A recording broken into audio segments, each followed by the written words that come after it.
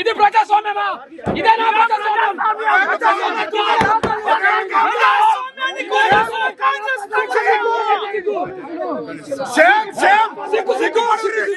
కాంగ్రెస్ పార్టీకి ఊడిగం చేస్తుంది, మంత్రి వివేక్ ఊడిగం చేస్తుంది. షేమ్. నేను 10 ఏళ్ళు గవర్నమెంట్ నడిపిన, 5 ఏళ్ళు ఎంపీ, 5 ఏళ్ళు ఎమ్మెల్యే, గవర్నమెంట్ విప్పు.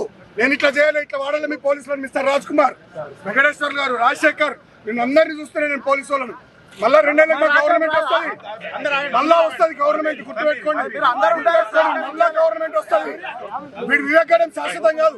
వివేక్ అంటే శాశ్వతం కాదు సార్. వివేక్ అంటే నేను కూడా పర్సనల్ గా నేను రెస్పెక్ట్ ఇస్తా. మంత్రిగా ఆయన చేస్తున్న రచకం కరెక్ట్ కాదు. చెన్నూరులో 11 వచ్చినాయి కాంగ్రెస్ కు, నేను డిస్టర్బ్ చేస్తున్నాను. 18లో ఇక్కడ 22లో మాకు 14 వచ్చినాయి. Why is disturbing? డెమోక్రసీ ఉన్నట్ట సచ్చినట్ట? మీరు కూడా ఇంతకుముందు మా గవర్నమెంట్ డ్యూటీలు చేసిరుగా పోలీసు వాళ్ళు. ఇంత దుర్మార్గమైన పోలీసు వాళ్ళు మీరు కూడా మరి కాంగ్రెస్ బట్టలు వేసుకున్నారు. సరే సార్, వివేక్ కోసం పనిచేస్తున్న తీరు మీడియా అంతా చూస్తున్నారు సార్, ప్రపంచం అంతా చూస్తున్నారు సార్.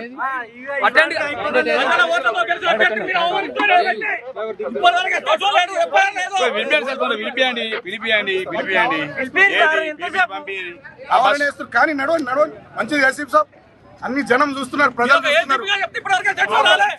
మంత్రి అనేడానికి సిగ్గుండాలి. మంత్రి అనేడానికి చేస్తాం సార్, బరాబర్ చేస్తాం. కామెంట్స్ ఇంకా సీరియస్ గా చేస్తాం రాను మంత్రి మీద.